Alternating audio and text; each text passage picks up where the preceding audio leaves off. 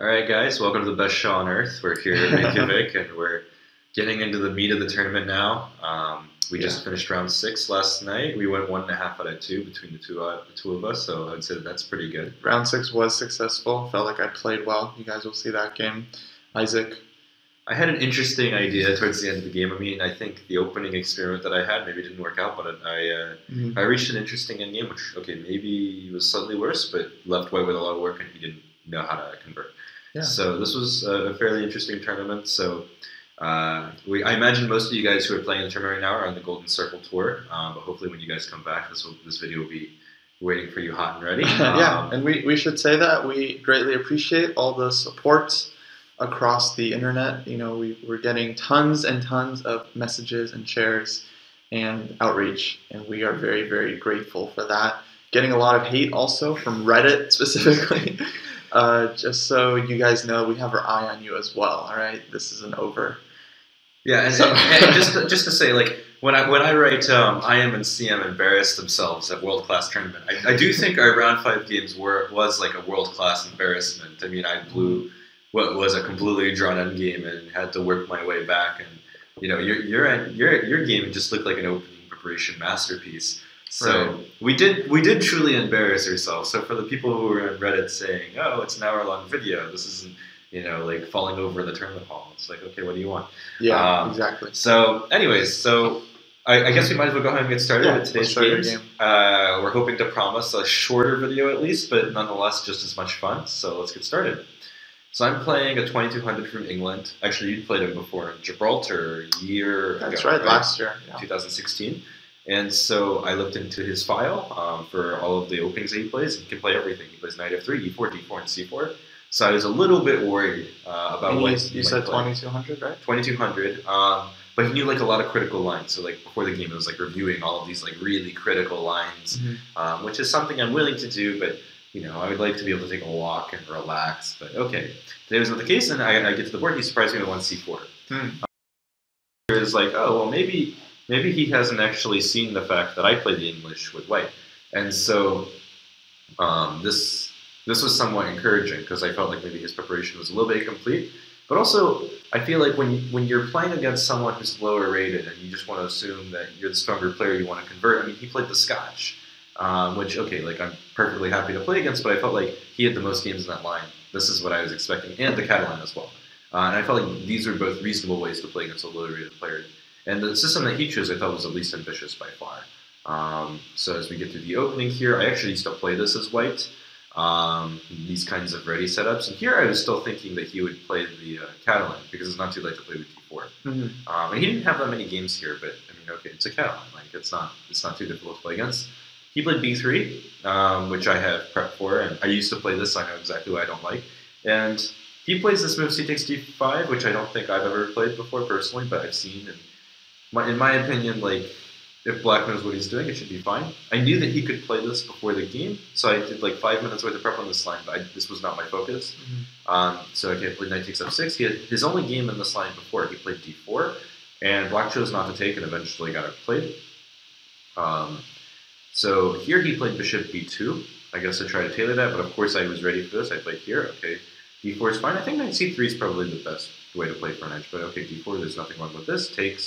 Takes, and okay, I think bishop d7 is probably objectively the best move here, but I had found a pro chess league game actually from this past season. It was the Seattle Dublin match where bishop f6 got played, and that game continued something like this. So takes, queen c1, bishop a6, bishop f3, and the idea was eventually Black played queen b6, put a rook on c8, and then just pushed this pawn. It was a really simple plan, and when I was looking at it, it was like, okay, well the worst Black is looking at is equality. Now I think White probably has a slight plus the way White played, but he spent 45 minutes in this position, which gave me a huge practical edge. 45 minutes. Yeah, I mean, in this position after knight c6. Actually not even before this. In this position, and that was a little bit weird to me because I feel like knight c6 is the most obvious move. But okay, I kind of get it too because I mean you have to decide where you want to put the queen. I mean I think the game that I looked at, queen c1 is not the best place, and as you can kind of see, this is already a little bit awkward. Now he played queen d2, which I think is fine. But when I was looking at the engine, White's best way of equalizing is to play something like d2, knight e4. So he kind of takes us away with this move, queen d2. So I thought maybe queen c2 would be a little bit better. The idea being that if bishop a6, okay, obviously this is poisoned because of the b2 bishop, and if you were to take, I'm just in time. If you can't take, of course, I'm getting this rook. And I have ideas like knight b4, which are quite annoying. But what do you mean white's best way of equalizing is knight d2, knight d4? Or maybe not equalizing, but like not falling behind. Because the way that white played in this game, this idea of queen c1, he takes away this square from the rook, and he's going to have to play bishop f3 to protect this pawn. I already think that black has gotten something out of the opening. Of course, my goal with the opening was not necessarily to play for a draw, it was just to get an equal position and see if I can outplay. And I felt like the c6, c5, c4 plan was pretty straightforward. But I actually think he found a good idea against this. So after 45 minutes worth of thought, he takes, and immediately plays this move queen d2. And here he starts playing very quickly, because of course he's seen all of this. I played bishop to a6, he plays here. And around here I started to realize, well, if I don't take here, my queen's going to go to f6, and it'll be harder to push this pawn. Because the queen belongs on b6, where it can help push c5. Ideally, I want to trade this pawn for this pawn, or at least have this pawn on c5 so I can control the center. So, okay, I decided here it's best to take on b2, takes, and execute my plan. He played knight c3. Okay, I think taking here would be a mistake, because now I'm dropping this pawn. So I played rook on a to c8, and I thought I was pretty happy here, but I actually think black has already fallen behind. So maybe this bishop f6, while maybe being the practical novelty, is probably not to be played without serious preparation. Yeah, I mean, if white just gets his knight to c5, he's very, very happy. Yeah, I mean, I calculated this line that occurred in the game. So, okay, my idea was to play queen b5. So, okay, here if he plays here, even if he snags this bishop off the board, queen is hanging on b2. Oh yeah, this of course. But yeah, I was seeing positions like this. I think I was trying to insert rook c2 at one point, and I just come back. This was the position I was looking at, and I mean, okay, it can't be worse. I'm up a pawn. So I was okay with these positions, and so this was fine. And the other thing I was looking at was looking at e4, because this is the most forcing move in the position. But I think after I moved like knight b4, I actually have some pretty strong play. And of course, c5 is my plan. I was looking at this line with rook c5, and I think I'm just coming out okay. I could play like queen b8, and then queen d6 is the line I was looking at. And this all works because he's blocked off this bishop. Yeah, I think you can play knight d3 there as well, tactically. Knight d3? I think this works, right? He's forced to take, you take the queen, and knight on a4 is hanging. No, I think he has this move, right? Yeah, you take on a4. Take on a4, and rook takes. e6. Yeah, you're losing your pawn, huh? Yeah, I'm dropping a pawn, and he's going to play e5 and f4 and have a grip. I wrote about this in my Endgame Essentials post back in November. I must have missed that one. No, this was something I had to look at, but I think I'm worse here. But yeah, I think after queen b8, I mean, my queen gets to the king side, points to the king side pretty easily. It's probably coming to d6. This is fine. He has to constantly worry about knight d3. This rook gets time to come into d8. Yes, he's gotten the c5 square to block the pawn. But he really wants his knight there. He would, yeah, exactly. He would prefer his knight, and he doesn't exactly have time because, okay, I always have this knight d3 simplified. So I thought I would be in time. Wait, but here if he plays knight c5, after e4, knight b4? Okay, so e4, knight b4, knight c5. So if you play knight d3, we can take and play bishop f1. Yeah, okay, this is true. But okay, I need something else here too. I think I can continue to play. I mean, White's problem is he'd love to be able to kick this knight, but then this becomes a problem. I thought I still had decent. Wait, but where are you going to put the knight on after a3? a3. I think I was looking at knight d3, but then again we have this bishop f1 problem. I had something here. Hold on a second. Yeah. Let's see. Okay, I think I also had this move practically. Just getting the queens up because now he doesn't have rook c2 like before. I think this was okay because the idea is that if he doesn't take the bishop, then I have knight a6. I think this is what I was looking at. It was complicated, but I thought I should be holding. Right. Okay, but White would be pushing, right? White would definitely be pushing. You have to find like this gymnastics to equalize. As we mentioned in the game analysis between the two of us, this queen is probably very clearly placed. But I think he actually found the best move because it forces me to give up a pawn after d3. Oh, and very solid. The idea is now, I mean, originally I wanted to play this move knight b4, but I don't think this is in time because he's just being a piece in the c5 square and I don't pick up on e2. And the bishop is now open. The bishop is, the bishop is now open. And if I don't play anything to stop this c5 square from coming under siege, then I think I'm just strategically worse. I mean, already then this and then this is a very serious threat. And if I don't want a pawn for this, then like I have worse pawn structure and he's a bishop. Game over. This is not difficult at all. So I think I made the practical choice, which is to just sacrifice this pawn because of bishop f1. And okay, if he doesn't play bishop f1, I think I'm actually doing totally fine. But strategically, I figured, okay, if I jettison this pawn, takes, takes, takes, queen b5. I have some play against here. Now, objectively, I think white should be able to play for like 90 moves and win this. But there's a long ways to go. For example, there's the question of does white benefit from keeping knights on the board or off the board? I think white benefits from keeping them on the board if possible, but during the game we see that it's possible to trade and still be better. But my plan is just to play a5 and make it impossible for white to play b4.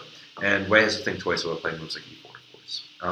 Okay, so after queen to b5, he plays this move a4. And when he played this, I thought I was happy, but as we started to go over in the game, like, okay, he has to do something about this knight, and it's not so easy to find a good square. The moment this knight starts moving, my knight can jump into d3 if he's not careful. But a4, he's doing fine so far. Okay, well, of course, if I play queen b6 or queen b8, I'm losing to a quick tactic, knight d7, so I play queen a5.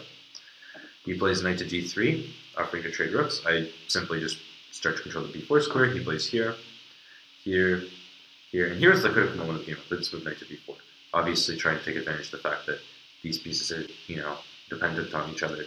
And so, in the post-game, this was his other candidate move, and I think he would have been better served for playing this. And I wondered during the game if the reason why he didn't go for this line, takes here first, was because he saw the endgame that I originally had seen.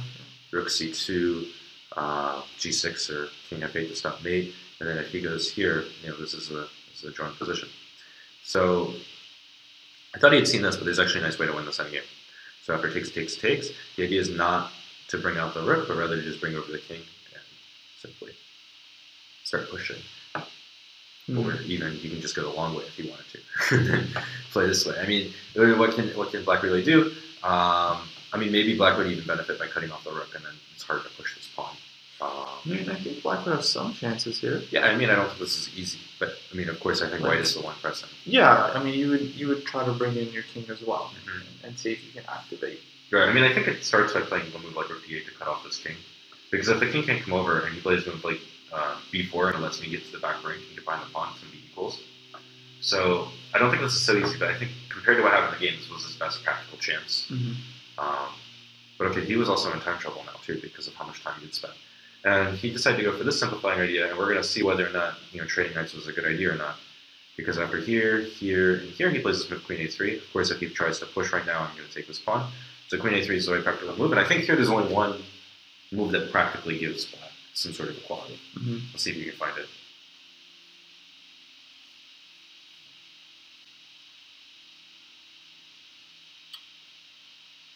Maybe queen f5? Queen f5 was actually a move that I was looking at, right? But I think that there's a practical problem here. For number one, there's rook d1, and the nice thing about this is I can't easily play rook c1 with the idea of going to the back rank because of this queen. And I constantly have this problem of rook d7, queen e7, and back rank ideas. This was the first idea that I looked at, but it's an important idea for later. I think the easiest way to start is to try to figure out if this rook ending is drawn. But I think black has serious problems because this rook is, even though it looks active, it's just sitting here. This king walks over and just kicks it. Yeah, I think white should start there with like rook c1, rook c3. Exactly. This back rank is constantly an issue. If we play a move like rook to b4, the line that I saw was just simply here, and we're not going to have a lot of fun in this endgame because white is activating his pieces really quickly. And I think that there were even some lines where we could just ditch both of these pawns as white and then just try to play for checkmate. And this is good enough. Okay, so your back rank is a problem. That means you should play h5. Yeah, h5. And so my back rank is a problem and my king safety is, but let's give white some king safety problems too. After all, having traded off this light squared bishop means that he now has all of these really weak squares. And this is actually a really important idea. My opponent has like 4 minutes now, which is great for me because we have 12 moves. Now, if he plays this move h4, what I had looked at was this move queen to f5, and my idea is to come in on c2. And if he plays a move like rook to b2, my rook is coming in time, and he can play this move all he wants because, I'm starting to look at moves like queen f3, rook d1, yeah, this is checkmate. So this is terrible. He can't play this move rook b2. Let's say he plays a move like rook c1 to take away the c2 square. I'm still bringing in my rook. At this point, I don't care about here anymore because if I can play here and here, I'm going to be able to equalize because f2 is going to be weak constantly. So, maybe this is white's last chance, but I think after his next move, which is very natural, this move b4, I think the game was going to be just completely equals now. So queen to f5 was played. He played this move rook e1 with the idea of playing e4 to take away the f3 square from my queen. So it's important to insert this forcing move. He plays here. I play here. He plays this move, queen d6. And even though I didn't realize it at the time, this is the only move that equalizes, and it forces the draw. Your rook is hanging with check. My rook is hanging with check, so I decided to give up my rook Elianov style. Oh. Well, actually, it wasn't Elianov. It was Kismatulin against Elianov, wasn't it? That game, where he gives up queen takes b1. Vintage Kismatulin. Vintage Kismatulin. It's a king h7, and now the question is, what do you do with this king? Of course, if you play a move like f3, I'm just taking, and, good night. So you need to keep this shelter for your king. He plays king f1. I played here. He goes back. I go here, and we repeat. But okay, just to be complete, if he goes here, we're simply repeating this position too. So this is just a dead draw. So forced repetition. Forced repetition, and it was nice because he claimed the repetition, and in this position I'm down a rook and a pawn. But it was quite a satisfying three-move repetition. Huh? So just going back, that's an interesting game because, okay, a few moves ago you're just down a clean pawn, and then with one move h5, you're able to create counterplay. Well, yeah, I mean, okay, so from yesterday's game, not yesterday, round 5's game was a little bit of a wake-up call. Right. And the lesson for that game was to be active. And of course, I've written a lot of endgames essentials posts for ChessSummit, and it'd be nice to be able to apply some of this knowledge to some of my games. The first topic I ever wrote about was king safety. And I think I went over a Magnus Carlsen Levon Aronian game from Magnus's first candidates tournament, where king safety was a constant issue for Aronian in these endgames. And so I think if white has no practical problems with the king, black doesn't have a weakness to target. In order to be able to compensate for having the one pawn, white must be changed to something. And that something has to be his king. This move alleviates my king's problems. And even after h4, I think it's already hard. So you're really learning already from round 5, like 2 days ago. Yeah. Just the active defense, the importance, just pitching the pawn, going active. Yeah, I mean, this is really important. How easily you held. You almost checkmated the guy. Yeah, I almost checkmated the guy. I mean, I'm very satisfied with the draw, I think, considering how my opening preparation didn't quite work out. But I think this is a really important lesson. It's one of those high-level games where it's theoretical, and then someone wins a pawn, right? But he got enough counterplay to equalize, and so we shook hands. Right. Well, I can't really say that I had enough compensation. I think Super GM would beat another Super GM with white. Right. But it's definitely complicated. When you spend 45 minutes on move 10, you don't exactly leave yourself with much room for error. It was a good practical choice. So yeah, bishop f6 worked out. I'd probably never play it again. All right, but your game was much more instructive. So let's take a look at that. You were white. That's right. Yeah, I was white against a local player, Hilmer Hymason, I believe. He's around 2150. I didn't do a whole lot of prep for this game. I just played d4 because I saw that, in some games he's playing Slav, or he used to at least. Then he played g6 for a little while, and then lately he played Dutch in one game. So he's a young kid, I think 16. I figured, okay, he's most likely going to play Dutch. He played Leningrad in that one game, but it seems like he's bouncing around a lot, so it's not really practical to do a whole lot of prep, to waste that time. Right. Also, I just wasn't feeling it. I just wanted to kind of show up and play chess without really worrying too much about the opening. He did play f5. I played g3, which I think is the best move order because it gives the option of knight h3, depending on what kind of Dutch he plays. He plays knight f6, bishop g2. Okay, I was expecting Leningrad, against which I had a special line ready to go that I won't mention here. You can thank me for that later. Because I want to, keep it a secret from my opponents. But then he played e6, which I wasn't really expecting. And now I played c4, again the most flexible move because he can still play stonewall as he did in the game, or he can go for the classical with bishop e7. And against this, I'll want my knight on f3. Against the stonewall, I want to put my knight on h3. Right. He indeed does play d5. In fact, a little bit of a move order idea here is that sometimes black plays c6. In fact, Magnus played this way. And the point is to wait for the knight to develop. Because if white plays knight f3, then black can play d5. White doesn't have knight h3 setups. If white plays knight h3, then I think this move is not so bad. d6 and e5, because white doesn't have a knight on f3. So it's like knight c3 or bishop d2 a good move here? I think knight d2 is the most accurate move. Because this is where my knight wants to go against the stonewall, and against d6, I can still go back to knight f3. Right. But okay, he just plays d5 the normal way. I played knight d2, c6, and knight h3. So this line has become super popular nowadays. I think the main champion is Wojtaszek, Yeah. who we discussed. I really like Wojtaszek's games with 1d4. I think he's very well prepared. A couple other guys play this as well that I trust, so I'm happy with it. I mean, knight h3 I feel like is always a practical way to play against a Stonewall, especially like if you're an 1800 playing against like another player in that class. Mm-hmm. I remember when I was back in Richmond working with some Scholastic coaches and they played the Stonewall. I would do limited prep because okay, I'm 1800. Why do prep? And I just thought this move knight h3, and then you're always going to get a game. I think this is a very fighting game. Yeah, it's natural to have to control the f4 square. The plan I used to play against the Stonewall is to play knight f3, and then the only real plan I know in this position, let's just say castles, is to play b3, bishop b2, then put the knight on e5, then bring this knight to f3, then bring this knight back to d3. Yeah. The other knight comes to e5, and then that's a good setup for white. So knight h3 is attempting to get that, but saving at least 1 or 2 tempi. Right. I played this once in Gibraltar last year, actually, and I won a good game. Though I didn't get much out of the opening, but I still felt like it was a nice setup. Okay, black plays bishop d6. Play queen c2. This is where the queen goes. So the other knight can go to f3. Castles and castles. And the main plan for white here is to play knight f3 and actually put the bishop on f4. Once I trade the dark squared bishops, then my knight comes to f4, and black has weaknesses on the dark squares. Then this knight comes back to d3. I have control over e5, c5. Very, very comfortable for white. Right. I think the main move here for black nowadays, theoretically, is b6. I think this is the most flexible, and then he can still choose whether he puts the bishop on b7 or a6. Okay, white plays here. White looks for the right opportunity to take on d5.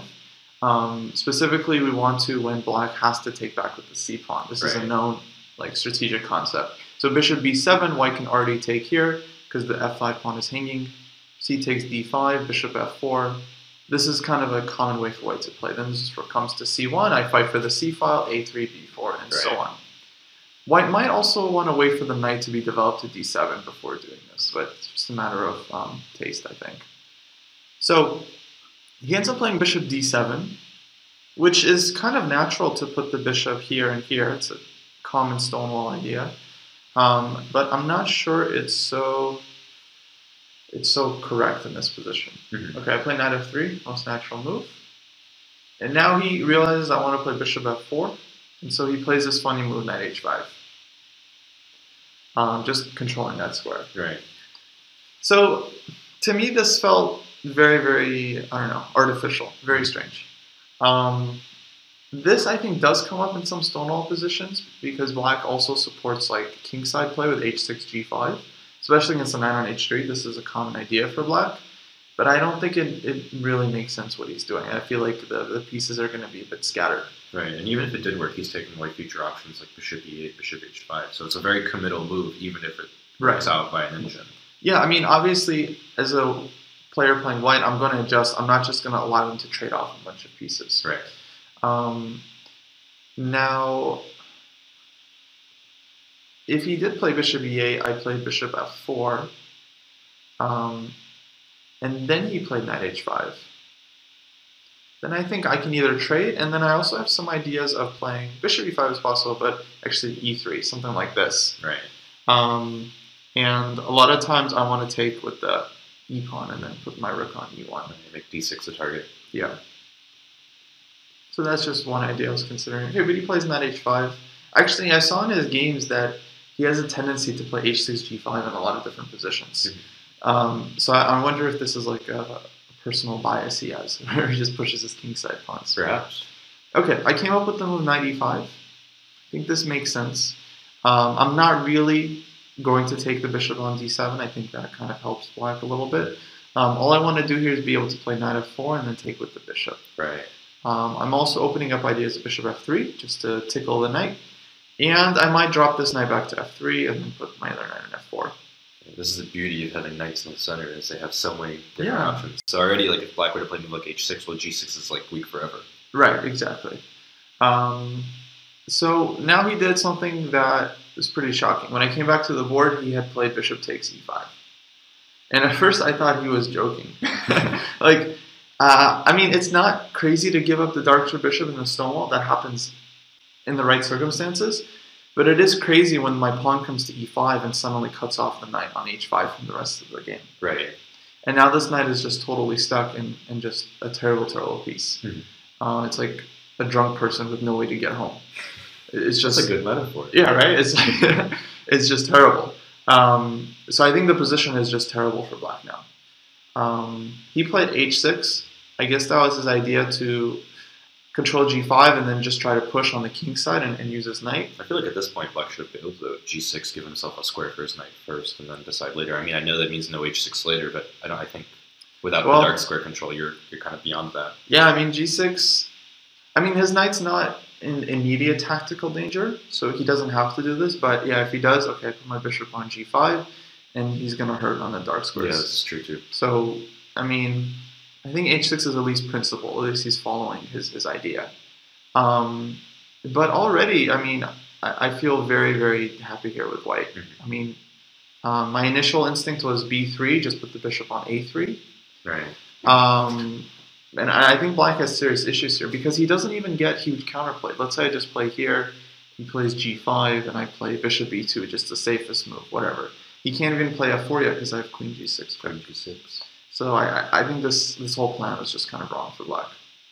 I started with the move rook d1 because I want to put a lot of pressure here, and I want to orchestrate some kind of e4 work. Yeah. I thought this was kind of the most active way to approach the position. If he plays g5 here, I have options. I can play f3. I can also just play f4. Mm-hmm. And I think black is getting nothing. g4, knight f2. His knight is now blocking his pawn. I can play e4, and yeah, it's just going to be bad. Arguably, black is helped white in this position. Yeah, I think white is just crushing. Like, okay, my knight on h3 is also not so smart, but I think this one has more potential because I can always play f3, knight f2 if I need to. Exactly. Okay, you play knight a6. I think it makes sense to develop, and b3. So I want to put my bishop on a3. He played the move b5. I think this is fine because he's stopping bishop a3. But I mean, just look at his setup of minor pieces. It doesn't exactly inspire confidence. Okay, I played a nice little grandmaster, bishop a3, inducing b4. It's the bishop pendulum. And going back, yeah. Now I think his position is quite weak. I also create a hidden threat here, which he didn't notice. But already, I have some devious ideas in this position. So if he plays a move like g5, I was very, very tempted to start calculating these kinds of lines. Takes, and rook takes d5. Rook takes d5. I don't think it exactly works in this position. So my idea is not to take the rook on a8. I would be down material, but is to try and use both bishops and play e6 or g4. I was looking for breakthroughs like this. Mm-hmm. It doesn't seem to work, but for the viewers, I have to mention an amazing game here that Ivanchik played from Gibraltar several years ago against Grandmaster Erdos, where completely locked position, he plays rook takes d5 the same way for 2 pawns, sacrificing the rook. Bishop comes to d5. He opens up his second bishop with e6, and his 2 bishops just destroy black's king. It's an amazing game. I'm going to link to it in the comments. It's one of the most fantastic breakthroughs I've ever seen. Because it's a rook sack, but it's like a slow burning attack. Very, very amazing. So this is what I had in mind already. I was hoping to get something like this. But okay, it was actually a lot easier than that. He played queen e7, kind of falling into white's threat. And here, okay, I'm already looking at, well, one thing I should mention, another line I was looking at was back here. I was thinking about playing the move e4 right here. And the point is, or maybe after taking first and then playing e4. The idea is if he takes with the f pawn, I have g4, and his knight is trapped. Oh, okay.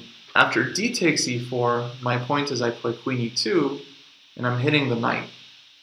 And he doesn't have a good way to protect it. There's no good moves. So there's no bishop e8, so rook on d1 is super useful. And with queen e8, I can take, minimum.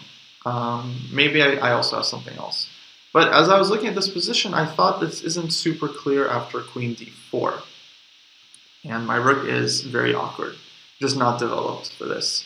And the problem with giving up the c4 pawn is now my bishop is terrible, my knight is not yet in the game. So this might actually just be bad for white, like queen d3. I don't know, I have to do something like this. Right. Very, very strange to do this from a position of strength. But then I realized, okay, I was very tactically aware here. I realized, okay, this knight is unprotected, and also this knight is unprotected. So when my queen comes to e2, potentially I'm hitting both knights. So bishop a3, b4, bishop b2, queen e7. Oh, you can already see this is coming. So now I take on d5 Takes and e4. There you go. Now I want to play queen e2, and both knights are lost. When I play this, I think he realized, okay, the problem with this position. You know, I was also thinking about, okay, I can play e3 and then play queen e2. That was my first thought. e3, threatening queen e2, and I was like, oh, wait, e4. e4, always e4. So black doesn't have to lose a piece. He can save this knight with knight c5, but then he's losing the d5 pawn, and then bishop takes d5 is coming. So right. He's losing more than just pawn. Yeah. That's terrible. Yeah, I mean, if I want to, I can take the rook. All right, so he thought for a bit. He found the best way to sacrifice the knight. He takes here, queen e2, knight g3, takes, and knight c5. So he's gone in 2 pawns for the knight, and he has his d3 square, but it's really not enough. Knight f4, threatening knight g6 and covering d3. So at this point, he's basically just lost. You can try bishop e8 and try to play g5. He's not really in time. First I play here, threatening to take and take. And if rook c8, I just play rook c1. And he's just not in time for any of this. Right. And his position is basically collapsing. I can also play bishop h3 and hit e6 and d5. Yeah, his position doesn't really make sense without dark square control. Yeah. When you have a monopoly in the dark squares, it's not so easy for black to play here. Very, very hard. So he ends up taking on f4, just kind of a desperate try. I'm going to be upper rook now. Yeah. If he plays knight d3, I'll just happily give back the exchange and just have an extra piece for 1 pawn. Right. Not to mention f5 is, as a potential idea there with the idea of taking Oh yeah, f5, just immediate breakthrough, right. So he plays rook f8. And now his idea is to try and use the fact that my pieces are kind of on the queen side, so he can take. It's a fantasy, queen g5, rook g4 or something. So I was looking for, okay, the cleanest way to, let's say, convert. I started with the move queen e3, so I'm just defending the pawn. Now he comes in with the knight. I take, and take. So if I take this pawn, he'll play rook takes f4, and white is still winning. If I don't take right away, if I play rook d1, for example, he'll play bishop b5 and pretend that he's holding on to the pawn. So I found the most creative way to realize my advantage. I played a4. Oh, there you go. That's a nice way to do it because he can't play b takes a3, and now bishop b5 is gone. That's cute. So there's actually a couple ideas. So number one, I'm taking the square away. He can't take because I have bishop a3. And this is my whole philosophy to chess. You're always combining strategy with tactics. Lastly, I now have a very easy winning plan of just taking this pawn, and I already have a passed a pawn, right? Which was basically the deciding factor. He played, okay, the only move to continue the game, bishop b8, bishop g6. I played bishop d4, threatening bishop c5. Played queen h4, and queen g3. Now I'm more or less forcing a trade of queens because otherwise he has to back up to h5 and it's just pointless. Right. So he takes the pawn on f4, I trade queens, and I snag on a7. Yeah, this is resignable now. I think he can resign here. Bishop h5, I can just play bishop e3. And the pawn is under control. Okay, he played bishop c6, I played rook d1. I mean, the game continued a bunch more moves here, but the result is not in doubt. He was just low on time, so he's playing on inertia, but basically it was over. I mean, generally, if you're a piece down, you want some sort of activity, but his rook on h4, even though it seems active, there's actually no easy way to get back and stop this a-pawn either. Yeah, I mean, it's just like, white has too many pawns here to ever too many pieces, too. Yeah. So I like this game. I felt like I found the most clinical way to, like, let's say, react to his very unusual stonewall play. Like giving up the bishop, putting the knight on h5, it was very suspect. So I'm happy I found this rook d1, d3, and then e4. Right. And this, of course, is very instructive to anyone who's watching and plays the stonewall. Don't give up your dark squared bishop without a concrete reason. Right, exactly. So this was a pretty nice one. So you have another tough game today, I guess. I mean, I think you're still playing down, but it's going to be a tough game. I'm at 4 out of 6. I'm playing a master. He's well over 2,200. I'm playing black, so hopefully I can win and then play up with white. Yes. And then we'll see what's what. Then we'll see what happens. And I'm 3 out of 6 after having drawn the two 2,200s. I have another one today, so just keep it up. But I have white, so hopefully I have a little something ready. But you know, with only 4 games left on my trip here in Europe, I want to leave a memorable impression on it. Done a stinker. So four important games left. Right, got to keep up the energy. Of course. So this was round 6. Round 7 is today. We'll try to get those videos out for you as soon as possible. We're going to apologize here, by the way, for our lack of good Wi-Fi. It's kind of been slowing us down a little bit, but hopefully you guys have been able to keep up. It's just too cold for the internet here. Yeah, it's really cold. I guess the Wi-Fi signals are freezing. But anyways, we hope you guys enjoyed today's video, and hopefully it was a little bit shorter for you guys who don't have the full hour to 90 minutes to watch this. So anyways, this is Isaac and Kostya signing off. Thanks, guys. And we'll see you after round 7.